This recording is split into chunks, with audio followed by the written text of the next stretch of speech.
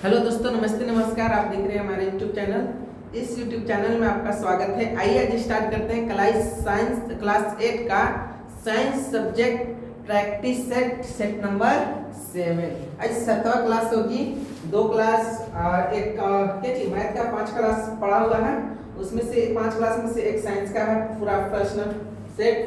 आइए आज स्टार्ट करते हैं 6ठा क्लास 8 का, जो कि सर एग्जाम में पूछा हुआ प्रश्न है। पहला प्रश्न है, निम्न में से कौन प्रदीप्त वस्तु है? निम्न में से कौन प्रदीप्त वस्तु है? तो समझिएगा, प्रदीप्त एक होता है प्रदीप्त, समझिएगा ध्यान से। एक होता है प्रदीप्त, एक होता है अप्रदीप्त। एक होता है प्रदीप्त, एक होता है अप्रदीप्त। प्रदीप्त जिसमें प्र लगे यानी प्रकाश है, प्र मतलब प्रकाश है, वो हो गया प्रदीप्त। जिसमें अ लगा है अप्रदीप्त यानी प्रकाश नहीं है, प्रकाश नहीं है, तो क्या बोलते हैं? अप्रदीप्त। प्रकाश है प्रदीप्त, प्रकाश नहीं है अप्रदीप्त।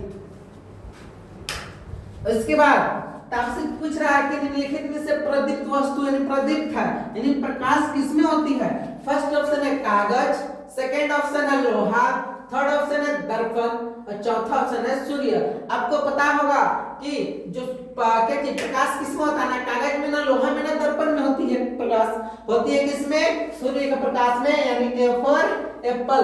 सूर्य के प्रकाश में अपना खुद का प्रकाश है, ये प्रदीप्त है। प्रदीप्त है तो क्या चीज है? सूर्य का प्रकाश।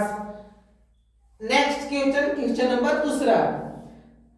किसी सतह पर पड़ने वाली प्रकाश किरण को क्या कहते हैं? बोला है किसी सतह पर अगर प्रकाश पड़ रही है तो उसे क्या कहा जाता है? तो समझिएगा, अगर कोई सतह से प्रकाश पड़ती है तो उसे क्या कहते हैं? अगर आप जानना चाहते हैं तो देखिएगा, आपको पता होगा कि जब कोई किरण अपने ही माध्यम से आती है और यहाँ से आती है तो इसे आपतित, जब ये समतल दर्पण है, जब यहाँ से इधर से कोई किरण आपको पड़ेगा तो आने वाले किरण को बोलते हैं आपतित किरण। क्या चीज?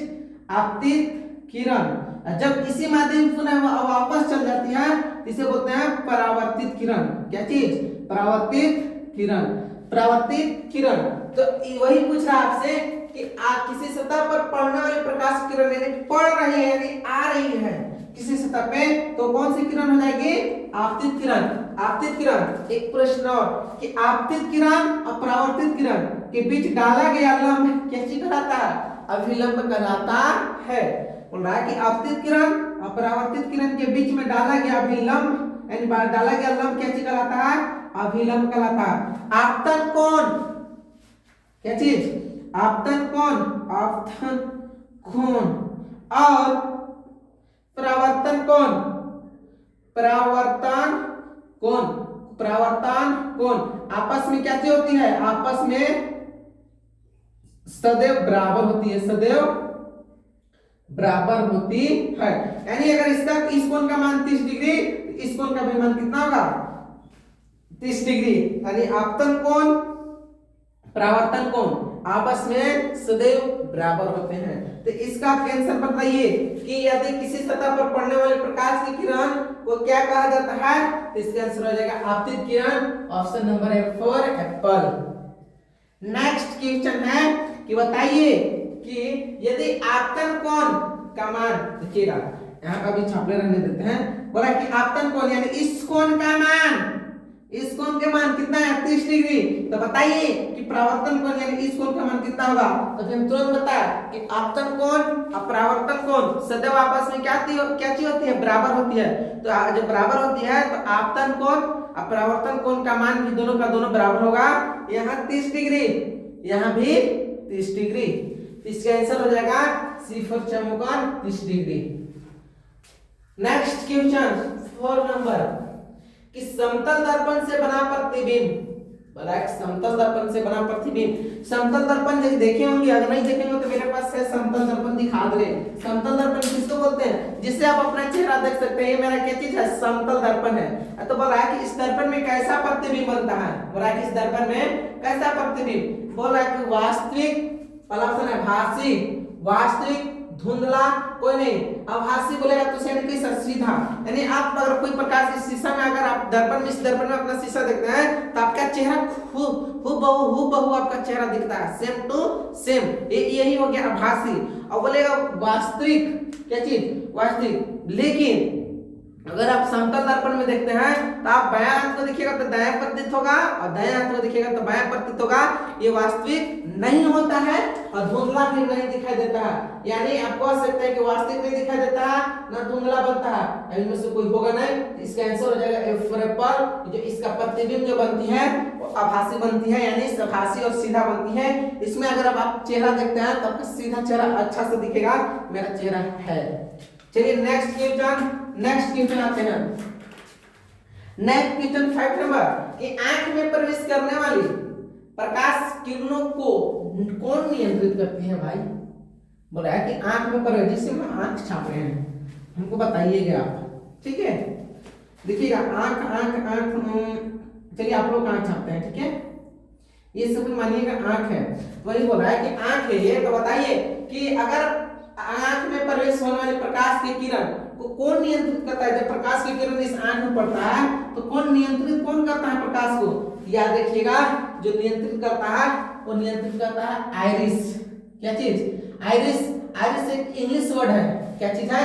आइरिस जो है इंग्लिश है, इसका हिंदी में होता है परितारिका। यहाँ पे लिख रहे हैं परितारिका, इसका हिंदी होता है परितारिका। याद रखिएगा, आइरिस ऑप्शन में ना देके परितारिका भी दे सकता है और परितारिका भी ऑप्शन में ना देके आइरिस भी ऑप्शन में दे सकता है, इसलिए सोच समझ के मारिएगा। नेक्स्ट क्वेश्चन 6 नंबर कि मानव नेत्र में किस प्रकार का लेंस होता है? बोला कि मानव का जो नेत्र होता है, हमारा जो आंख है हम लोग का, जो आप मोबाइल देख रहे हैं इतना अच्छा से, तो बताइए इसमें कौन सा लेंस के माध्यम जो कौन सा लेंस होता है? तो समझिएगा, इसमें जो लेंस लगी होती है हमारे आंखों में वो होती है उत्तल लेंस। कौन सी लेंस? उत्तल लेंस। F for Apple. उत्तल लेंस हमारे आंखों में होती है। नेक्स्ट क्वेश्चन 7 नंबर कि नेत्र के रेटिना पर बना प्रतिबिंब वस्तु को हटाए जाने के बाद भी कितनी देर तक रेटिना पर बना रहता है? तो याद रखिएगा, इसका आंसर हो जाएगा 1 मिनट 16 सेकेंड। इसको बोल सकते हैं 1/16 सेकेंड, यानी 1 मिनट 16 सेकेंड। इसका आंसर हो जाएगा बिफोर बाहुबली। जो रेटिना को बोलते हैं दृष्टि पटल। कैसे बोलते हैं? दृष्टि पटल दूसरा नाम है। तो वही बोल रहा है कि जब रेटिना पर बना प्रतिबिंब वस्तु को हटाए जाने के बाद भी कितनी देर तक रेटिना पर बनी रहती है? अगर हम कोई वस्तु से कोई देखिएगा, हम आपको समझा रहे, सब कोई मार्कर है। क्या चीज है? मार्कर। इस मार्कर को आप देखें, अब देख हम इसको हम हटा दिए, तो आपके नेत्र में कितना देर तक ये मार्कर रहता है? 1 मिनट 16 सेकंड तक ये मार्कर आपके नेत्र में उपस्थित रहता है, लगता है कि हमारे पास है। नेक्स्ट क्वेश्चन 8 नंबर कि सोपोसी का उदाहरण है। भाई सोपोसी का उदाहरण कौन है? तो सोपोसी कहते किसको है भाई? सोपोसी उसे कहते हैं सोपोसी जो अपना भोजन खुद बनाता हो और दूसरे किसी अन्य पर आश्रित ना हो, उसे बोलते हैं सोपोसी। ऑप्शन है गाय सिर्फ घास पर आश्रित है, गाय अपना भोजन स्वयं बनाता नहीं है। बी है बकरी भी अपना नहीं, मनुष्य भी दूसरे पर आश्रित है, अपने बना के खाते हैं, मानते हैं। लेकिन सर धान चावल अगर करते हैं तो धान और चावल पेड़ पौधा है, ये हम लोग मनुष्य जो होते हैं पेड़ पौधा पर आश्रित होते हैं, तब वो अपना भोजन कर पाते हैं। लेकिन आम का जो पौधा है वो अपना भोजन स्वयं बनाते हैं, इन्हें कोई चीज की आवश्यकता नहीं होती है। नेक्स्ट क्वेश्चन, जंतुओं द्वारा प्राप्त खाद्य पदार्थ क्या है? यानी कह रहा है कि जंतु द्वारा क्या प्राप्त होता है खाद्य पदार्थ? तो जंतु द्वारा हमें एक ही चीज मिलता है, क्या चीज? शहद। बी फॉर बोल शहद एक ऐसा है जो हमारे क्या चीज खाने के लिए उपयोगी है, जो जंतुओं से प्राप्त होती है। दाल तो मिलता जंतु से नहीं है, फल भी नहीं मिलता है, चावल भी नहीं मिलता है, ये सब पेड़ पौधा से मिलता है। 10 नंबर है कि कृषि के अंतर्गत आते हैं क्या? तो कृषि कहते किसको?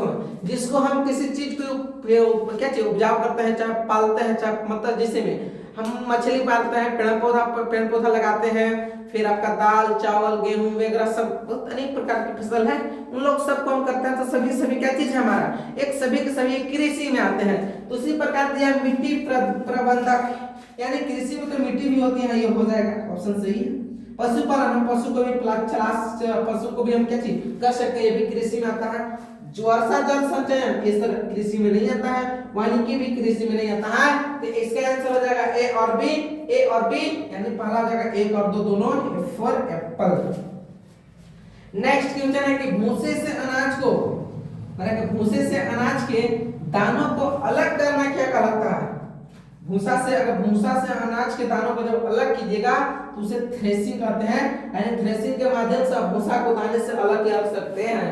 नेक्स्ट क्वेश्चन 12 नंबर कि फसल कटाई के साथ साथ, क्वेश्चन थोड़ा सा लॉजिक वाला है, दिमाग लगाइएगा कि फसल कटाई के साथ साथ दौनी भी करने के लिए क्या चीज है, दौनी भी करने के लिए आप किस मशीन का प्रयोग करते हैं? लिखिएगा, फसल कटाई के लिए साथ साथ दौनी भी होना चाहिए। जैसे फसल कट रहा है उसके साथ साथ दौनी भी हो रहा है, दोनों काम हो रहा है, तो दोनों काम को बोलते हैं कंबाइन, यानी कंबाइन करके दोनों काम करते हैं। इसका आंसर हो जाएगा डी फॉर देवसेना।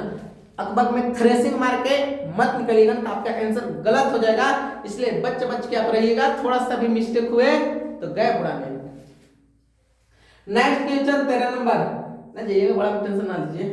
खरपतवार हटाने हेतु आप इनमें से किस रसायन का उपयोग करते हैं? आप अगर खेत में खरपतवार हटाते हैं, जैसे में कि मक्का के हो गया, जहाँ मक्का की है खेत में, उसमें सर क्या चीज आप लोग गांव का खेत उसको बोलते हैं घास बहुत सा हो गया, तो उसको हटाने के लिए आप क्या करते हैं?